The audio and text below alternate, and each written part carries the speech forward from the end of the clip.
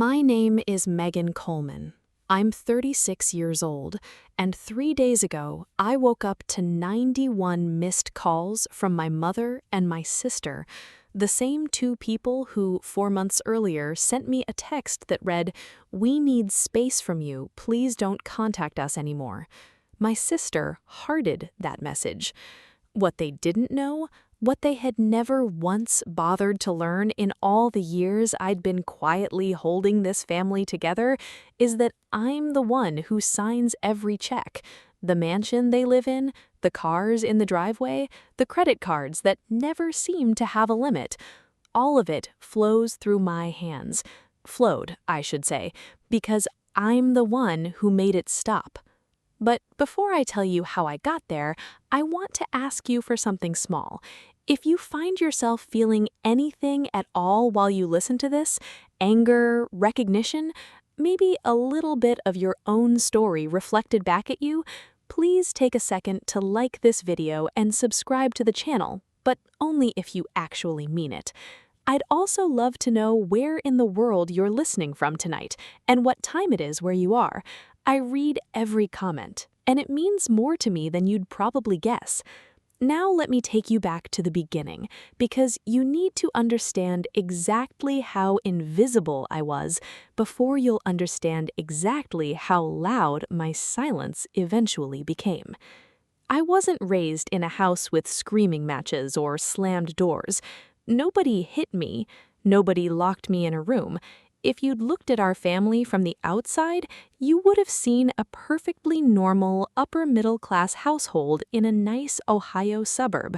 A father who built a regional freight and logistics company from a single delivery truck, a mother who ran the house and the social calendar, and two daughters 3 years apart. What you wouldn't have seen, because it never announced itself, was the quiet arithmetic of attention in that house. Every time I walked into a room, my mother's eyes would slide past me and land on my younger sister, Brooke. Every dinner conversation, no matter where it started, eventually orbited back to Brooke's day, Brooke's friends, Brooke's feelings. I became, without ever choosing it, the fixer, the quiet one, the kid who got good grades and didn't cause problems, which in our house meant I mostly got left alone. I want to be clear about something, because I think it's easy to romanticize this kind of story into something simpler than it actually was. I didn't hate my mother. I didn't hate my sister. For years, I told myself that this was just how families worked, that some kids need more attention than others, that being the strong one was its own kind of honor. I told myself a lot of things to make the arithmetic feel fair. When my father died 9 years ago, I was 27, 2 years out of business school, working a mid-level analyst job I didn't particularly love. The company he built, Coleman and Vance Logistics, was in worse shape than any of us realized. He'd been sick for over a year before the diagnosis turned serious, and in that time, the business had quietly started bleeding. 2 major contracts had lapsed, a warehouse lease had ballooned, there was a loan coming due that nobody had a plan to cover. My mother didn't understand any of it, and to her credit, she never pretended to. My sister was 22 at the time, freshly graduated with a degree in communications, and infinitely more interested in her new apartment and her new boyfriend than in freight manifests and loan covenants. So I stepped in. I want to tell you honestly, I didn't do it because I was some selfless saint. I did it because I loved my father, because the company had his name on it, and because some part of me, the part that had spent 27 years learning how to be useful in order to be seen, knew exactly what to do with a crisis.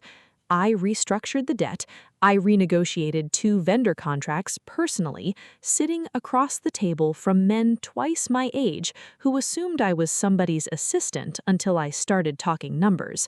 I worked 60, sometimes 70-hour weeks for the better part of 2 years.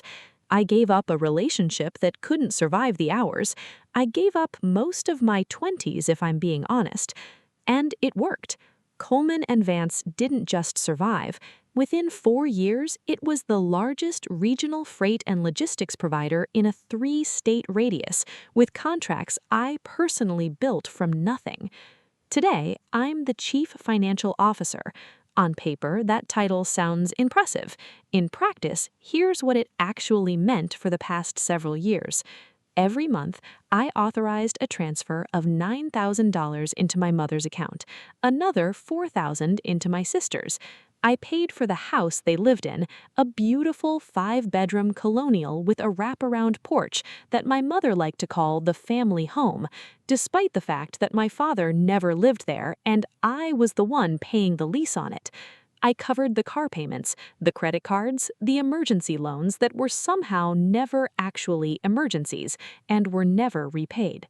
Not once, not a single time in 9 years did either of them say thank you. The only calls I ever got from my mother were about money, and only when it was late. I remember one month specifically, about 2 years ago, when the transfer was delayed 3 days because I was in the middle of closing a 7-figure contract renewal that would secure the company for the next 5 years. My mother didn't ask how the deal was going. She didn't ask if I was eating or sleeping or okay. She asked why the transfer hadn't gone through yet because, and I remember this line specifically, your sister needs it for her trip. Hello to you too, Mom. I'm fine, thanks for asking. I want you to sit with something for a second, because it took me years to really sit with it myself. Do you know the last time anyone in my family acknowledged my birthday in a way that felt real? I was 13. My father made me a lopsided chocolate cake with far too much frosting, the kind of cake that only a man who has never baked anything in his life would attempt, and he wrote, "Happy birthday, my little CFO," in shaky blue icing letters, even though I wasn't anywhere close to being a CFO yet. He just knew somehow what I was going to become. That was 23 years ago. My father has been gone for 9 of them, and every year since, my birthday has passed like any other Tuesday. At least, that's what I assumed this year would be too.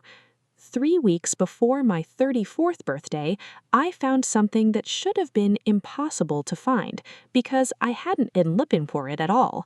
It was an accident. My sister Brooke forwarded a message to what she thought was a different conversation. It landed instead in a group thread the two of us technically still shared, one that had gone silent for months.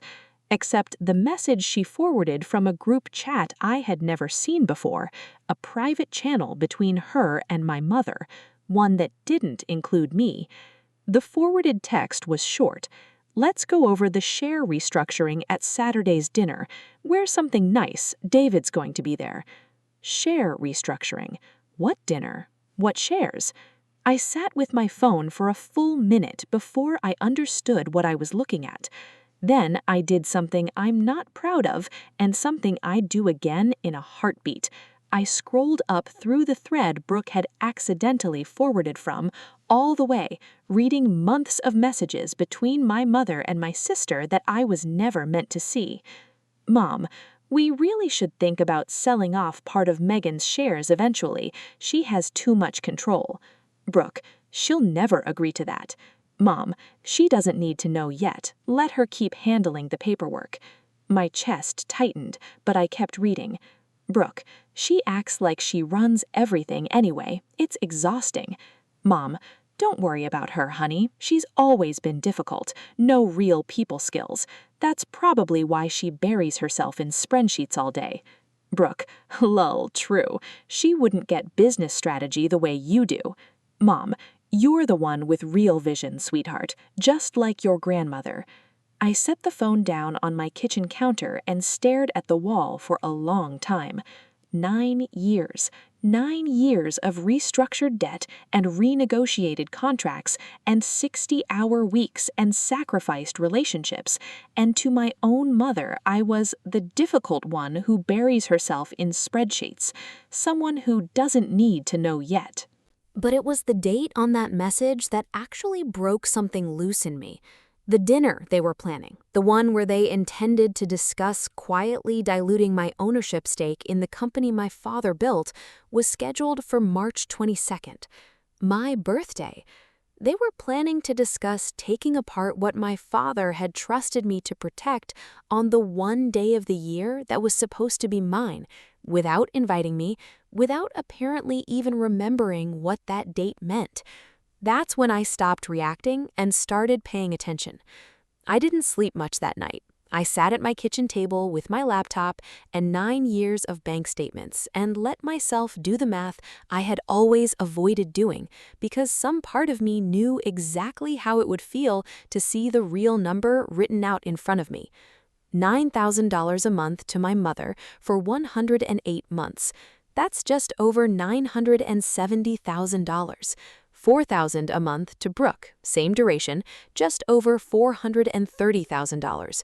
Add in the house, the vehicles, the emergency loans that were never repaid, the vacations I'd quietly funded without ever being invited on a single one of them, and the number climbed past $2 million. In 9 years, I had given my family more than $2 million.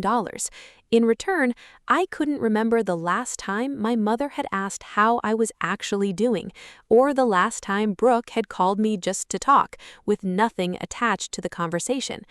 Every interaction we'd had in nearly a decade had been transactional. Money in, silence out. I thought about my father that night. The way he used to look at me across the dinner table when I was a teenager, like I was the only person in the room who actually understood what he was building. The late nights in his home office going over spreadsheets with him when I was 17, long before I ever imagined I'd end up running the finance side of the company myself. His quiet pride the day I finished business school. No big speech, just a hand on my shoulder and 4 words. "You'll be just fine." "You're the only one I trust with this, Meg," he'd told me maybe 6 weeks before the cancer finally took him.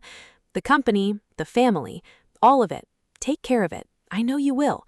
I had kept that promise, but somewhere in 9 years, taking care of my family had quietly turned into funding a lifestyle for 2 people who were actively planning to erase me from my own inheritance while calling it business strategy. I picked up my phone and scrolled through my contacts until I found a name I hadn't called in nearly 2 years. Nathaniel Price, my father's attorney and one of his oldest friends. He reached out every year, without fail, on the anniversary of my father's passing. Just a short message checking in, nothing more. I always replied politely and briefly, and I'd never really understood why he bothered. Now, for the first time, I found myself wondering if there was more to it than simple courtesy. I made a decision that night that I'm still proud of, honestly. I decided I wasn't going to confront my mother or my sister. Not yet. Every instinct in me wanted to call my mother immediately and demand an explanation, to ask her why she was planning to discuss diluting my shares behind my back, why she thought I just handled paperwork, why in 9 years she'd never once remembered my birthday without prompting. But I already knew what that conversation would look like. More denial, more redirection, more "you're being too sensitive, Megan." I'd had that exact conversation a dozen times over the years, and it never once ended with anyone actually hearing me. So instead, I decided to wait, to watch, to let March 22nd arrive exactly as they'd planned it, and see, with total clarity, how my family treated me on a day they had absolutely no reason to fake anything. In the meantime, I called Nathaniel. He picked up on the second ring like he'd half expected the call for longer than I realized. "Megan," he said, his voice warm but careful. "It's been a while. I know. I'm sorry I haven't called. Don't apologize. I've always understood." There was a pause, longer than felt comfortable. "Are you calling about the letter?" I froze with my hand against the kitchen counter. What letter? The silence on the other end of the line stretched out long enough that I actually pulled the phone away from my ear to check the call hadn't dropped. "Your father left something for you," Nathaniel said, finally, slowly, like each word had been sitting ready in his mouth for years. "Instructions were to give it to you when you were finally ready. I've been waiting 9 years for this call, Megan." My heart was pounding hard enough that I could feel it in my throat. Ready for what? He never told me exactly, just that I'd know and that you'd know. Another pause. I think you might be ready now. Am I wrong? I thought about the screenshots, the secret group chat, the dinner scheduled for my birthday to discuss quietly diluting the shares my father had left me while calling it business strategy. No, I whispered. You're not wrong. I'll bring it to you, he said gently, but not until you ask me to. This has to be your choice, Megan. It always was.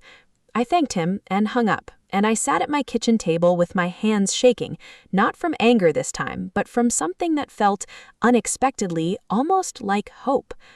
Real quick before we go any further, if you've ever discovered something about the people closest to you that completely rewired how you saw your entire relationship with them, I want to hear about it. Drop it in the comments below. And if this story's got its hooks in you already, this is a good moment to hit subscribe, because what happens next is the part that changes everything. Act 3, March 22nd. March 22nd arrived like any other Sunday. I woke up at 6, made coffee, and checked my work email out of habit, even though it was a weekend. Sunlight came through my kitchen window exactly the way it always did. 34 years old, and the morning gave no indication that it was going to be different from any other day of my life. I waited until almost noon before I picked up my phone. My thumb hovered over the family group chat, the one I was still technically part of, the one that had gone quiet for weeks. I typed out a short message. Today's my birthday. Did anyone remember? I pressed send and set the phone face down on my kitchen table before I could second guess it. Then I tried, and mostly failed, to focus on a contract review that needed to go out by Monday morning. The minutes crawled. 1 hour, 2, 3. At 4:52 p.m., my phone buzzed. My mother's name lit up the screen, and for an embarrassing, hopeful second, my heart actually jumped. Maybe she remembered after all. I opened the message. We need space from you. Please don't reach out anymore. I read it 3 times, certain I was misreading it, certain the words would rearrange themselves into something kinder if I just looked hard enough. They didn't. Then came the second notification. Brooke had hearted the message. My own sister had hearted our mother, telling me to disappear from their lives on my birthday. I sat very still for what felt like a long time. Outside, somewhere down the street, a car horn honked twice. Life continued, entirely indifferent to the fact that my family had just excommunicated me with 11 words and a heart emoji. Eventually, out of pure muscle memory more than curiosity, I opened Instagram. Brooke had never bothered to add me as a follower, but her profile was public, so I could still see her stories if I looked. Her latest one loaded. A photo of champagne flutes arranged on a marble countertop, soft blush and gold balloons visible in the background, a banner just barely in frame. I zoomed in. Happy birthday, the banner read. Timestamp 22 minutes ago. My hands, which had been shaking for the last hour, went perfectly, unnervingly still. I scrolled through the rest of her stories with a kind of clinical precision I didn't know I had in me. The first showed the entrance of the house, my house, the one I was paying $12,000 a month in lease payments to keep them living in, decorated with blush pink balloons framing the front door, with a valet parking what looked like a brand new Mercedes in the driveway. The second was a boomerang of my mother adjusting a floral centerpiece, wearing the pearl necklace she reserved specifically for impressing business contacts. The third story made my stomach drop. It was a guest list, handwritten in my mother's elegant cursive, photographed and posted for the world to see. I recognized every single name on it. David Kim, from the investment firm we'd spent 8 months courting for a major capital partnership, the Hartman brothers, who controlled a significant share of commercial real estate development in 3 counties, Renee Callahan, our single largest marketing client. These weren't family friends. These were my professional relationships, years of carefully built trust, and they were gathered in my family's living room at a party I hadn't been invited to. The fourth story showed the cake. 3 tiers, covered in delicate sugar flowers, a name piped across the top in elegant looping frosting. Brooke. Brooke's birthday is April 30th. I checked the date on my phone again just to be sure I hadn't somehow lost my mind.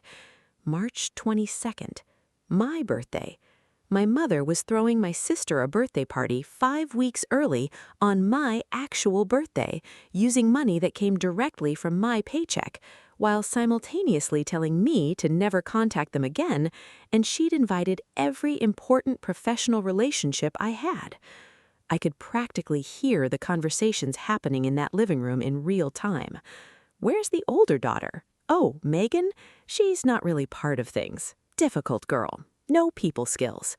And none of them would have any idea that the person funding the champagne and the caterers and the valet parking was sitting alone in her apartment, freshly locked out of her own family. Something in me went very quiet and very final in that moment. Not loud, not explosive, just still, the way water goes still right before it freezes. I called Nathaniel at exactly 5 o'clock. "Bring me the letter," I said. "I'll be there in an hour." There was no hesitation on his end, no questions asked. "I'll be there." While I waited for Nathaniel, I did something I had never once done in 9 years of managing this company.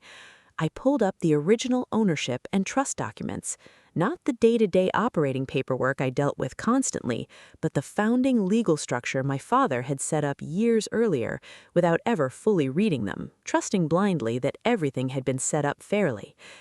My father had left me 60% ownership of Coleman and Vance Logistics. My mother held 20%, Brooke held the remaining 20%. I already knew that part. What I had never fully sat with in 9 years of writing checks and closing deals was what that 60% actually meant. As majority shareholder and sole CFO, I held sole signing authority over every contract, every major expenditure, every distribution from company accounts, including the family trust. The same trust I'd been quietly refilling every month for nearly a decade on autopilot, without ever once questioning who actually controlled the tap. I had spent 9 years thinking of it as my father's money, family money, something I was simply obligated to manage fairly on everyone's behalf. But legally, on paper, in black and white, I was the sole signatory. Nothing moved without my approval. Nothing ever had. Nathaniel arrived at 6. He looked older than I remembered, a little more stooped, but his eyes were still exactly as sharp as they'd always been. "Before you read this," he said, holding out a sealed envelope, "there's something you should know." I waited, my pulse loud in my own ears. "Your father restructured the entire ownership arrangement about 6 months before he passed," Nathaniel said carefully. "He knew Diane would favor Brooke. He saw it happening even then, and he wanted to make sure you'd have a way out if it ever went too far. Why didn't you tell me sooner? He made me promise to wait until you came to me on your own." His voice softened. "He said you needed to see it for yourself, or you'd never fully believe it." I looked down at the envelope in my hands, my father's handwriting on the front, neat and square, the same print he'd used on grocery lists and contracts alike.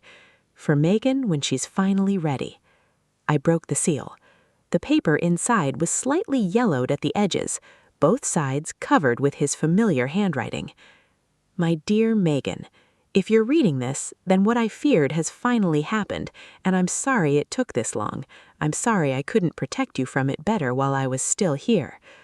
I've watched the way your mother looks at you since you were small, the way she measures you against Brooke and always finds you lacking, no matter what you actually accomplish. It breaks something in me, because I know the truth that she's never once been able to see. You are the strongest person in this family, the most capable, the most loyal by a mile. But strength isn't the same as being valued, and loyalty means nothing at all to people who only ever see what you can give them. I'm leaving you the company because you're the only one who will actually protect it. But more than that, Megan, I'm leaving you the power to protect yourself. The signing authority, the trust, the shares, it's all in your hands for a reason. You don't owe anyone your sacrifice, not even family. If they've hurt you badly enough that you're finally reading this, then they have already shown you exactly who they are. Believe them.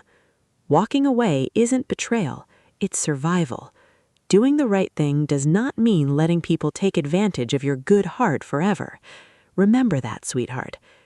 I love you more than I ever knew how to say out loud, and wherever I end up, I am so, so proud of the woman you've become. Dad. I don't know exactly when the tears started. They came quietly, without real drama, just a slow, steady release. My father had known all those years ago exactly what would eventually happen. He saw it coming and built me a door out, brick by careful brick, long before I ever knew I'd need one. That day had finally arrived. If any of you listening have ever felt invisible inside your own family, I want you to know I see you. And if this story is hitting closer to home than you expected it to, I'd genuinely love it if you left a comment answering this. Has there ever been a moment when you had to set a hard boundary with someone who was supposed to love you without any conditions attached? I read every single comment on these videos, and I promise you, you are not alone in this. And if you're finding value in this story, the subscribe button really does help more people find their way to stories like this one. Now, back to what actually happened next. I folded my father's letter carefully and set it in my desk drawer. Then I looked up at Nathaniel. What are my options? He walked me through it, methodically, like the lawyer he'd always been. As majority shareholder and sole signeody on the trust, I could freeze all distributions immediately, effective that same night. I could restructure my mother and sister's access to company funds entirely. I could, if I genuinely wanted to, cut them off from everything without a second thought. But that's not what you're actually planning to do, Nathaniel said. It wasn't a question. No. I stood and walked toward my closet. I'm going to that party. His eyebrows rose. Are you sure that's wise, Megan? They're telling everyone I don't exist, that I'm difficult, that I have no people skills. I pulled out my charcoal gray suit, the one I wore to board meetings, impeccably tailored, absolutely nothing like a party dress. I want to see exactly what else they're saying, and I want to see who's listening when they say it. Megan, Nathaniel's voice went careful in a different way. I should tell you, I was invited to that party tonight. David Kim asked me to come by to review some partnership paperwork. I turned to look at him fully. They don't know you're my attorney, I realized slowly. They think you're just the company's attorney. Your mother never bothered learning the actual details of the ownership structure, he said, a small dry smile crossing his face. She has no idea I report directly to you. Something clicked into place in my chest, quiet and certain. You'll be there. I will. And David will be there? He will. I thought about my mother telling a room of my professional contacts that I was nobody, about Brooke quietly taking credit for years of work that wasn't hers, and in that same room, two people who knew exactly who I was and exactly what I had built. I wasn't planning to make a scene. I didn't need to. I just needed to walk into that room and let the truth do the rest of the work on its own.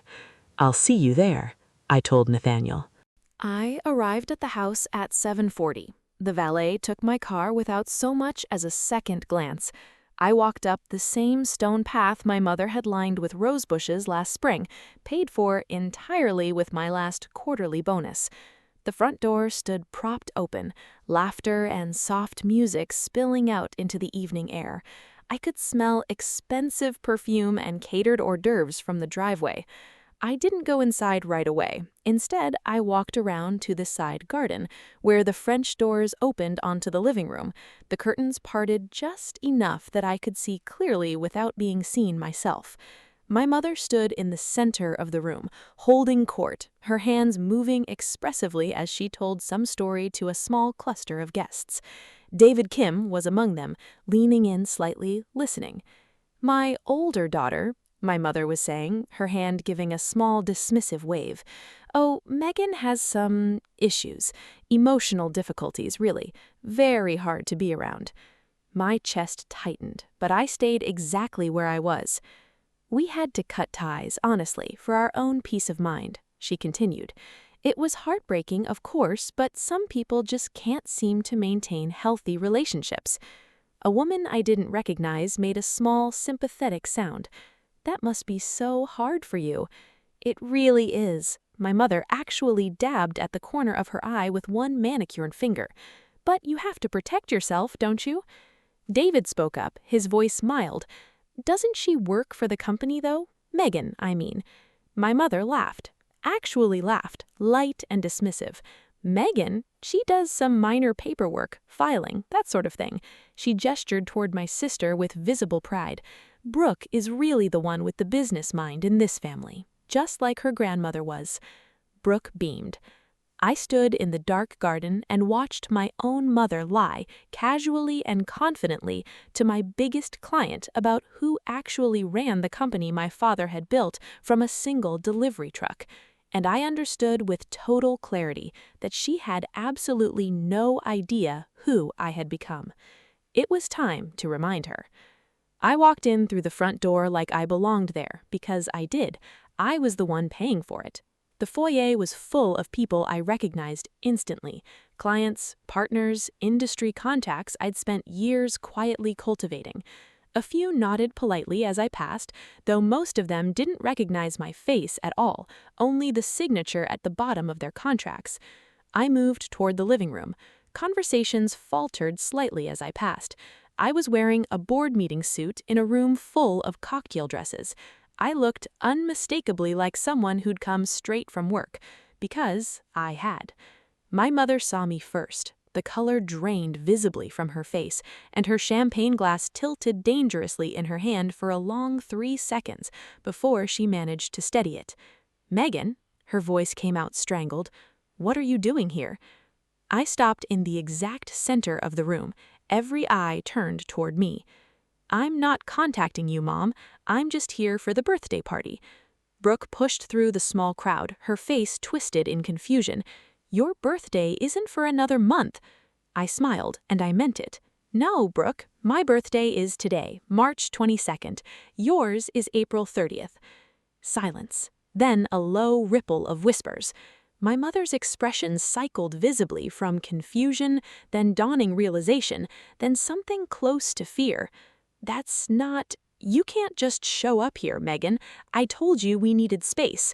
"And I gave you space," I said. "No calls, no texts, nothing for months.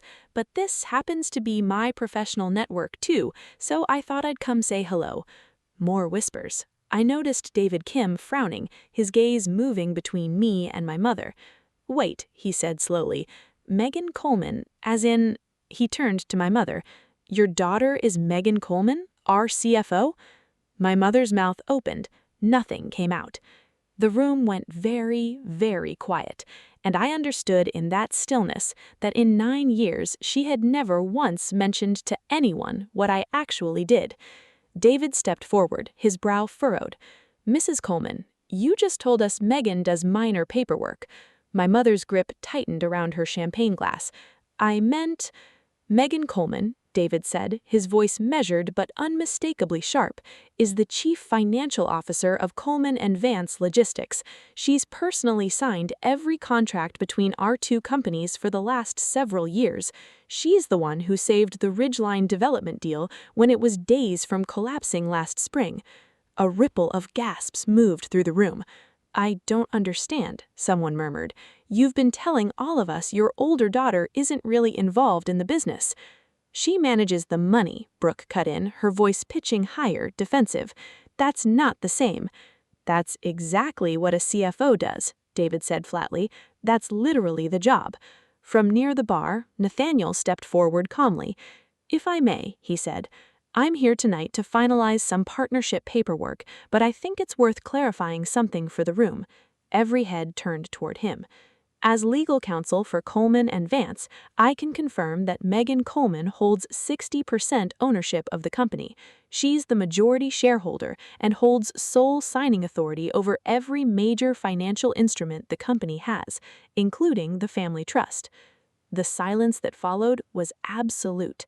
My mother's face had gone gray. That's not..." "It's public record, Diane," gently but without any hesitation. You would know all of this if you'd ever actually read the corporate documents you signed. Brooke grabbed my mother's arm. What does that mean? What does sole signing authority even mean? I looked at my sister, then at my mother, then around the room at the faces of people who now understood exactly who I was. It means, I said quietly, that nothing happens in this family without me. The room erupted into hushed conversation. I watched my mother's expression shift from confusion into calculation into open panic, all in the space of a few seconds.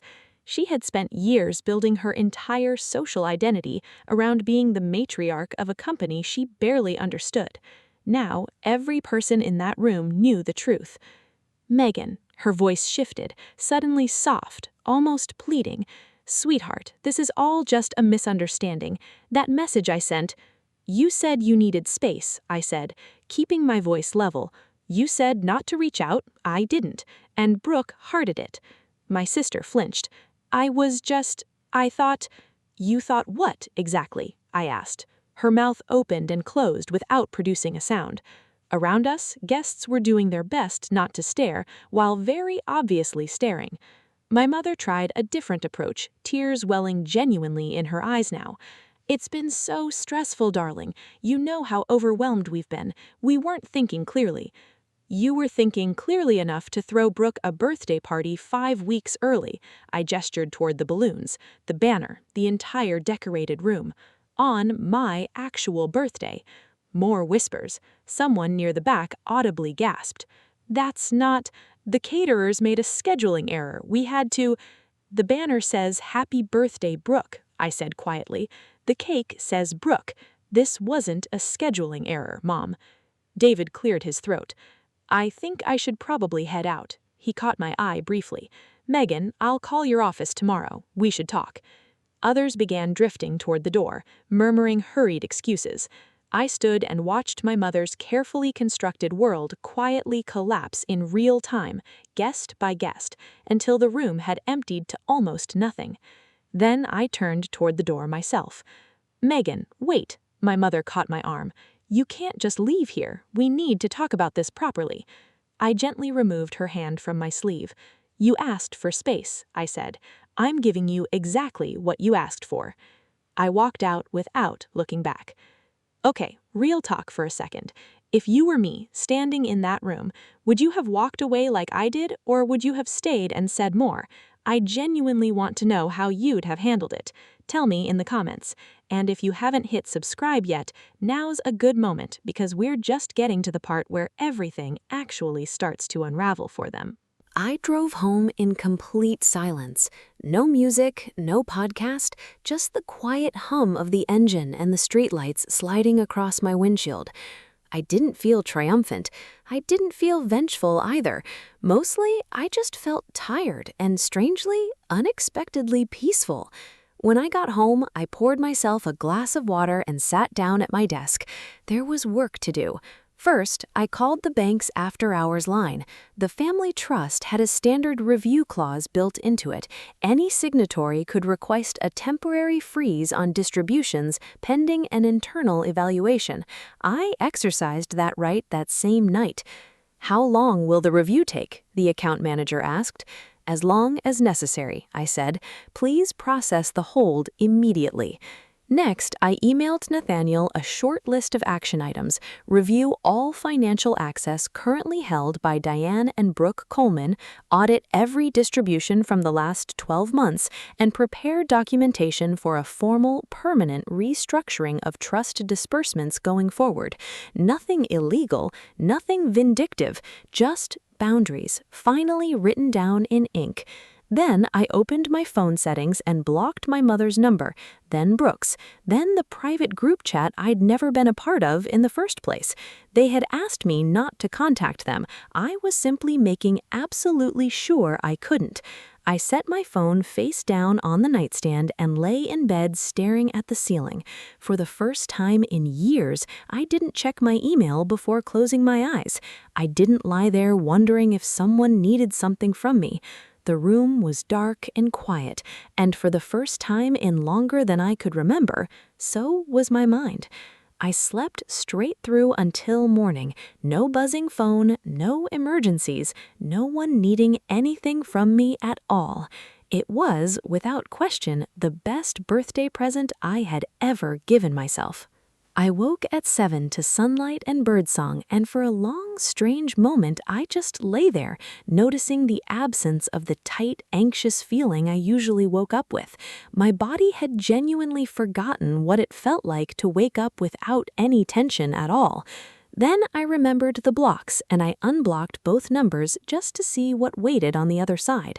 91 missed calls. The counter had simply maxed out. 43 voicemails. I scrolled through the call log slowly. My mother's cell, Brooke's cell, a handful of unfamiliar numbers, probably friends of theirs calling from borrowed phones once they realized they'd been blocked from all the usual channels. The voicemails started out angry and escalated steadily from there. 8:40 p.m. Megan, this is completely ridiculous. Call me back immediately. My mother, clipped and furious. 10:12 p.m. The card isn't working. What did you do? Brooke, shrill. 11:35 p.m. Whatever point you're trying to make, you've made it. Now fix this. My mother, again, less confident this time. 1:58 a.m. Please, please call us back. We need to talk about this. Brooke, crying now. 6:20 a.m. Megan, the bank says the trust is frozen. They won't tell us anything. Please. My mother's voice had cracked entirely by this last one. I set the phone down. My email held more of the same. All caps from Brooke. You can't do this. This is family money. A longer, rambling message from my mother, swinging wildly between accusation and pleading. I don't understand why you're punishing us like this. We love you. This is cruel. Please just call. At the very bottom of my inbox, a different name entirely, David Kim. Megan, I didn't know the details of your family situation, and it's genuinely not my business, but I want you to know my trust is with you, not them. Let's talk this week about moving the partnership forward. You have my full support. I read that one twice. Then I closed my laptop, made a fresh pot of coffee, and stood at my kitchen window watching the morning light fill the room. They would survive. They would simply have to learn how to do it without me. The days that followed brought the reality of it all fully home. Nathaniel called with updates almost daily. The trust freeze meant every automatic payment had stopped cold. The landlord managing my mother's rented mansion, my rented mansion, really, had received a declined payment notification and called Diane directly, confused. She'd apparently tried to convince him it was a bank error. He gave her 30 days. Brooke's credit card was declined first at a spa where she'd tried to book a same-day recovery appointment, then at her favorite restaurant, then at a gas station. Her car lease payment bounced. The dealership sent a formal notice. They're starting to realize that literally everything they have flows through your signature, Nathaniel said quietly on one of our calls. I felt no real satisfaction hearing it, mostly just a strange, hollow calm. What about the business contacts, the ones who were at the party? David called this morning. He wants to strengthen the partnership agreement, says he's far more confident in the company now that he actually understands who's running it. Nathaniel paused. The Hartman brothers sent flowers to the office with a note apologizing for ever believing your mother's version of things. They're interested in expanding their investment position. I sat with that for a moment.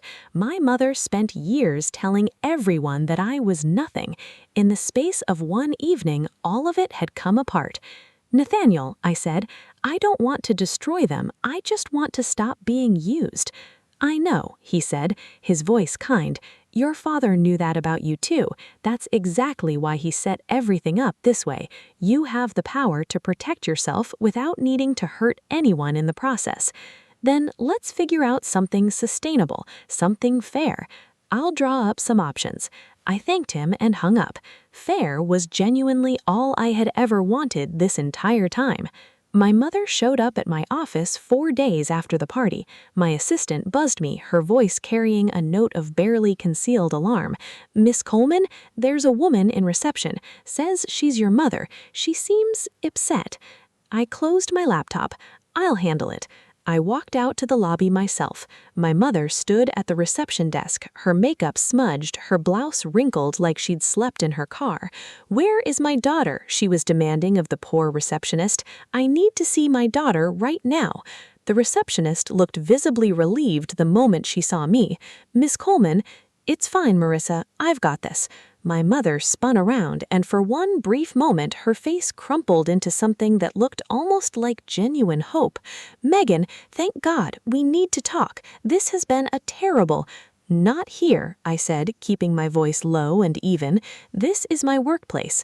"Then come home, please. We're family." "You told me not to contact you." "I didn't mean it." Her voice rose, and a few heads turned throughout the Wowdy. "We were stressed. Brooke was pressuring me. It wasn't—" "Brooke pressured you to forget my birthday? Brooke pressured you to throw her a party on my actual birthday?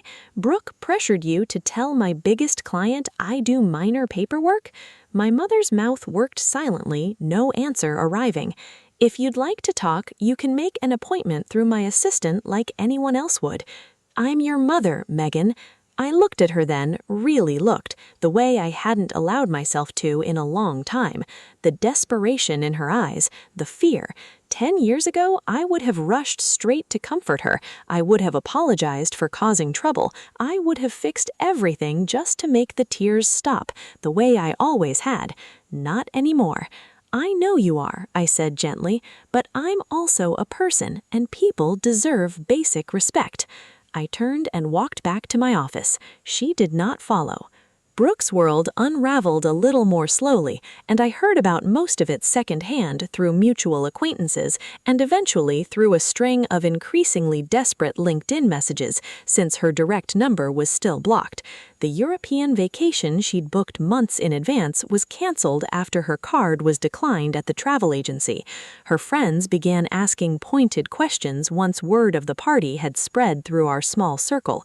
"Wait, your sister's the CFO? You told us she just did filing." Her boyfriend, Colton, who had never held a single job longer than 6 months, packed his bags within the week once he realized the credit card gravy train had officially stopped. "I thought your family had money," he told her on his way out the door. "This isn't what I signed up for." Brooke's LinkedIn message arrived exactly 9 days after the party. "Megan, I know we haven't always been close, but I'm really struggling right now. I didn't understand how any of this actually worked. I didn't know you were so important to the company. Can we please talk? I'm sorry for everything. I just need some help." I read it 3 times. "I didn't know you were so important." Not, "I'm sorry for hurting you." Not, "I'm sorry for years of being dismissed and mocked and erased." Just, "I didn't know you were important." She still didn't understand. She wasn't sorry for years of cruelty and dismissal and one particularly devastating hearted text message. She was sorry because the money had stopped.